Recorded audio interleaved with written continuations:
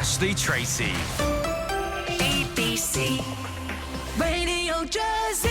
But first, ministers now intend that Jersey's new hospital will not be as tall as previously suggested, and its floor space has been reduced too. In other words, it's going to be a bit smaller. This morning, they've revealed the latest designs for Overdale and Westmount Road. It comes after an initial set of drawings and computer-generated images were made public earlier on this year. Well, the new plans show more greenery surrounding the buildings, and you can take a look for yourself by heading over to the BBC Radio Jersey Facebook and Twitter pages, where you can also let us know what you think. Well, Senator Lyndon Farnham has political responsibility for the £800 million project. Morning to you, Senator. So, why have you made the changes that you have since you last published designs? So the changes follow feedback throughout the summer. We've engaged with all of the hospital stakeholders, from clinicians and frontline staff to neighbours, parishioners and islanders, and their feedback has enabled the design team to modify the designs, and we've ended up now with something that is a bit smaller, it's a bit sharper looking, a bit smarter, and it's more efficient, and it's led to some improved clinical adjacencies and clinical flows. And we'll get to that sort of detail in just a moment, but the one thing I suppose that people will be most interested in, alongside how to get to it, is the fact that it's not going to be as tall as was previously set out. Is that simply because people said it was going to be too imposing on top of the hill? Well, yes, partly. The stage 2 designs, which were the sort of building which looks similar to Fort Regent, the feedback, whilst we had some positive feedback on that, the majority of feedback was that they felt the building was too imposing, too tall. And of course, after working with the Association of Architects and advice from planners, the changes were made. So it's something that's smaller, but it's the external size of the building, the scale of the building has reduced with minimal impact on the clinical areas and the patient areas. So we've been able to retain the inside whilst reducing the scale of the building. And so how do you do that then? If you reduce reduce the floor space rather than the footprint, you've got to be careful about that. But you haven't made any compromises in terms of medical requirements. So nothing medically important has been lost. How do you do that? So in the original design, a lot of the plant, in fact, nearly all of the plant, the wires and the pipes and and everything was in the roof, put around the roof. That has been moved into what they call an interstitial floor, which is a much narrower floor, which sits between the other floors. So that's enabled the building to come down by a story. And that's the main change. Also, the building has been moved back slightly away from the St Helier edge, and more landscaping has been put in around those areas as well. So those are the main differences, and it's that's really enabled us to reduce the scale of the exterior. And I see that there's more greenery surrounding the proposed hospital. Had there been concerns about it being too exposed or perhaps not being private enough? Well, we've always wanted to improve the public realm, right from People's Park right through to Clos Andre. So that's been included. We've been making improvements to the People's Park, and we're introducing new gardens around the hospital leading into the Clos Andre Valley, and generally overall more green space and more trees. So with all of these changes then, does that mean that the £800 million price tag is going to change? It has been suggested that, it could well come in on or even under budget because of these new plans. Well, the 804 million is a cap we're asking the states to approve, an absolute maximum. We're very much hoping to deliver the project under that. That figure considers there's quite large sums for contingencies, optimism bias, and also inflation. So with the improvements and the updating of the designs, we very much hope that will impact positively upon the cost. Yeah. So we're hoping to work well within the budget, actually. Because there will be people listening thinking, hang on a minute, aren't we just getting less for our money here?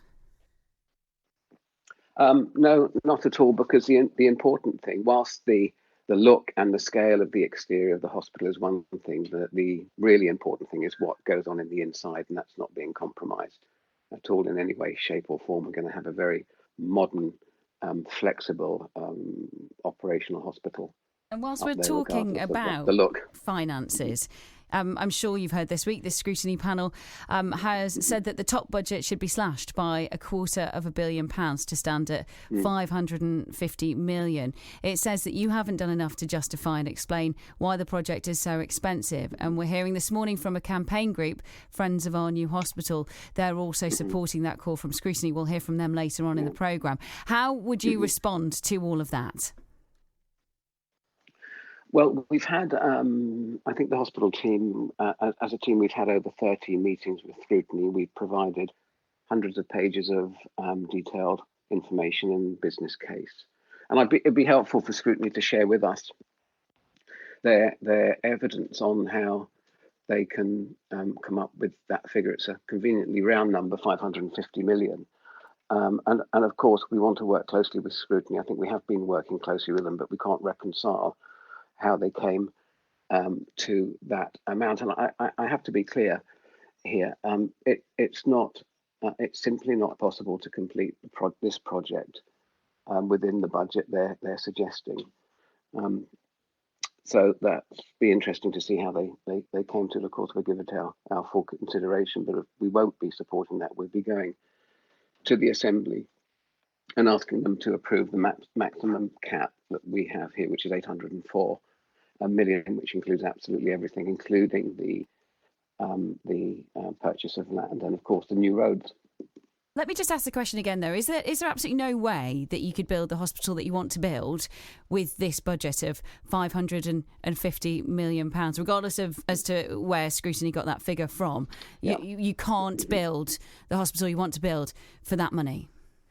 We cannot build, just to be clear, actually, we cannot build the hospital we want to build. We cannot deliver this project within that budget. And to be even more clearer, if the states were to accept that amendment, the current project would have to halt, because we wouldn't have the permission of the states to sign, and we couldn't sign contracts to proceed if we don't have the funds in place. We've done very detailed work to articulate our budgets and cash requirements, and if we can't work to those, and the project simply halts and it's back to square one. So if you want to bring the project in under budget, then what sort of figures are we talking? How much? So if it can't be, £250 million, how much under the £800 million budget would you like to see?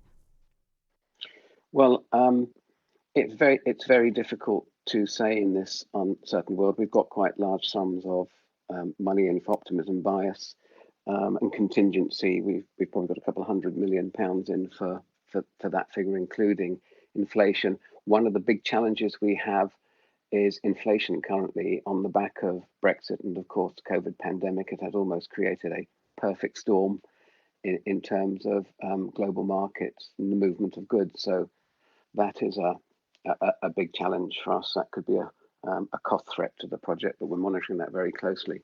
Of course, we don't want to fall behind our timelines as well, because we want to take advantage of the very low interest rates currently. And we've based our figures on being able to raise a bond at an interest rate of 2.5%. But I think if we can do that sooner rather than later, there's a very good chance we could borrow the money at considerably less. For example, the Isle of Man have just obtained a bond of 400 million at, I think, a rate of about 1.6%. So as long as we can keep moving to the timescale, I think we have a very good chance of coming in under budget, but we can't hang around. We've got to push on. Let me just ask you about one of the other concerns that scrutiny has. They claim that you're allowing a much bigger profit margin than usual, sort of 8 or 9% instead of the usual 3 or 4. Is that true? And if so, why? No, that's not true. It would be impossible. 3 or 4% is not usual. The usual for projects of this size is somewhere between 6.5% and 9%, and we'll be working within those figures. Of course, the profit also includes the design and delivery partners' overhead costs as well. It's been carefully monitored by our cost control team, our independent cost control team, and those figures will be well within the accepted figures for a project of this ilk. Now, we know that there is public opposition for this project, with support coming in for scrutiny's calls for the budget to be cut, and there's talk of demonstrations in the coming weeks as well. What is your message to those who are not on board with your plans? Well, I know there are some very strong held views from people about the type of hospital we should have and the location of the hospital. But my message to Ireland is that it has to be time to put aside our differences and pull together to get this over the line. This is a generational project. This is not something that's just going to benefit us, but benefit future generations of Islanders. And I would ask Islanders just to look to the future a little bit, to look to the time when we've built the new hospital, it's fully operational, and then perhaps make their judgments at that time. But let's pull together.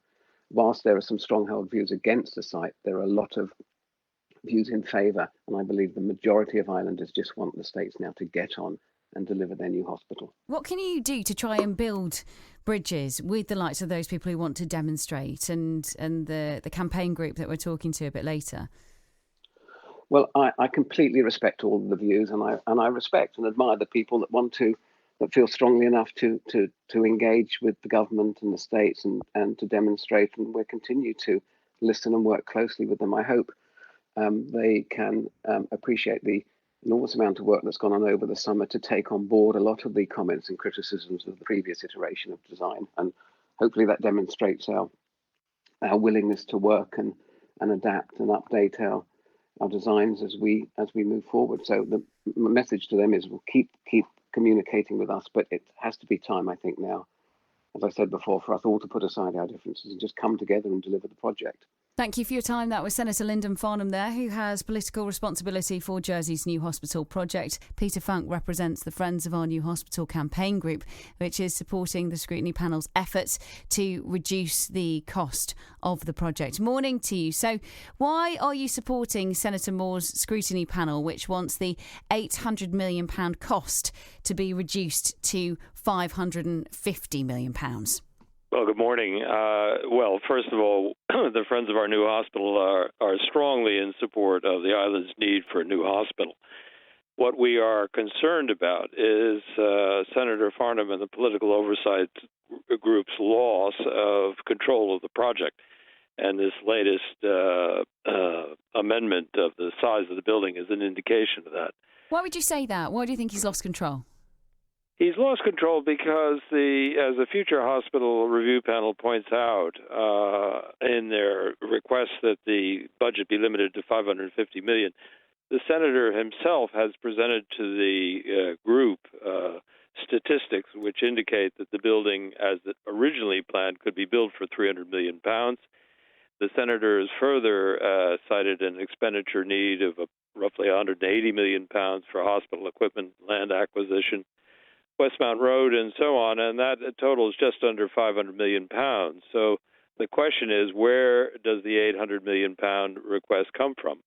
And the answer is, it is a contingency which the states and the senator and the political oversight committee group, feel that they have to build into the project. In other words, it is a cushion that should not be there. Okay, so you don't want there to be a buffer, but we live in uncertain times, don't we, with, a pandemic, Brexit. You only have to look to the UK to look at, energy crises and, situations with lorry drivers, all that sort of stuff. Shouldn't they plan in a buffer just in case there's something else that's further down the road that we don't know about? Let's stick with the numbers. The senator and the political oversight group have said the hospital could be built for £300 million. They've also said they need another £180 million to equip the hospital, buy some land, and so on. That comes to £480 million. If you limit the budget cap to £550 million, it still leaves you with a very significant margin for errors. The concern here is the contract. At the moment, the political oversight group does not plan to enter into a fixed price contract with the contractor. The contract is open-ended, and hence the need for these contingencies that he wishes, and the political oversight group wishes to build into the budget. We don't if you we don't need £800 million for this project. Although, I don't know if you heard earlier on in the programme, Senator Lyndon Farnham, the minister in charge, he told me that the project can't be achieved for the sum that Senator Moore's scrutiny panel is asking for. Let's just take a listen back. We cannot deliver this project within that budget. And to be even more clearer, if the states were to accept that amendment, the current project would have to halt, because we wouldn't have the permission of the states to sign, and we couldn't sign contracts to proceed if we don't have the funds in place. Lots of the comments we're hearing this morning is just get on with it. Senator Farnham there saying it could well hold up the project if he doesn't have the budget that he needs. What do you make of that? There's no reason for the project to be held up by the proposed amendment of the Future Hospital Review Panel. The contractor is about to deliver REBA Design Stage 3, which is what the design stage that's required for planning permission, application for planning permission. So the project can go ahead. We can apply for planning permission. We can then sit down and go through how the project is contracted and the sum of $550 million can be met. The senator's own figures, the government's own figures indicate that the project can be done, I repeat, for under $500 million. We have to get on with it and do it. It's a question of money. And so you come to that figure, or the scrutiny panel comes to that figure, how? Because that was something that we heard from Senator Farnham as well, that he wasn't sure where £550 million, that exact figure, a nice round figure he described it as, came from. It's very simple, and Senator Farnham's own submission to the panel on the 27th of August confirms it. He wrote to the panel and said the cost for this hospital is going to be approximately £4,500 per square meter. The hospital, according to REBA Design Stage 2, is roughly 67,000 square meters. If you multiply those two sums, you come up with a number that is £300 million. The senator has then said in his same submission there are additional requirements, including the government's project team, acquisition of land, and so forth. That sum comes to £180 million. Those are the sums. They're not my figures. They're not the Friends of Our Hospital figures. They're not the Future Hospital Review Panel's figures. They are the senator's figures. And so putting that to one side at the moment, because he's saying one thing, you're saying another, have you had a chance to look at the proposals for the new design? What do you make of the change of height and footprint? I'm not sure how you put a £300 million difference aside for the moment. That is the issue. Yeah, I appreciate that. But in terms of looking at this design, what do you think of it? How can you be asking the Assembly to approve an £800 million proposition when you are still in the middle of changing the design of the building? The design at this stage should be well understood. It should be frozen. It should be costed. All the senator is indicating by these changes is that things are not settled. So what do you make of the sense then that actually what they did over the summer, the people involved in the project, was ask people, doctors, nurses, people in the community, people who live nearby, for their thoughts. They've gone away and had to think about it, and they've redesigned. You don't buy into that? Listen, there are going to be modifications to a project. Any project this size and scope and so forth requires continual assessment. But at some stage, you have to say, this is what we want to build. This is why we're going to build it. We've consulted with everyone. There is no indication. There's no indication in the public domain as to the output of these consultations. The government hasn't published any reflections of the medical community. It is all basically take our word for it. Let's get on with it. But the question really is money. There's no reason why this project shouldn't proceed. If the government wants to proceed at Overdale, fine. If they want to carry on with their original plan, that's fine too. But they can do it for far less money, and that is demonstrable. And what are people that you are talking to? What are they saying about all of this at this stage in the game? And what do you make of people who say, let's just crack on, let's just go for it? That's some of the thoughts we've had from listeners this morning. We agree. Let's crack on. We need a hospital. We've been at this since 2012. We need a hospital. Everybody's agreed on that. A lot of decisions have been made. Let's put it at Overdale and so on and so forth. But the main question now is, do we build a hospital for £550 million or less? And do we take on debt of £400 million or less? Or do we vote next Tuesday, or does the Assembly vote next Tuesday, for an £800 million undefined budget and a £756 million debt? It is a question of money. It's not a question of the hospital. It's not a question even necessarily of what's in it. It is a question of funding. And there's no reason why the project cannot proceed on the basis of the Future Hospital Review Panel's amendment. Thank you for your time. Really interesting speaking to you. That was Peter Funk there. He represents the Friends of Our New Hospital campaign group. The planners of Jersey's new hospital have reduced the height and footprint of the proposed development of the heights above St Helier at Overdale. If you want to go and have a look at these redesigns, you can do that on our Facebook and our Twitter pages. But Peter there still concentrating on the costs, on the finances, and trying to bring that bill down from £800 million to £550 million, even though, as you heard just after 8 o'clock this morning, the minister with political responsibility for the project saying no, just simply couldn't do it for that figure.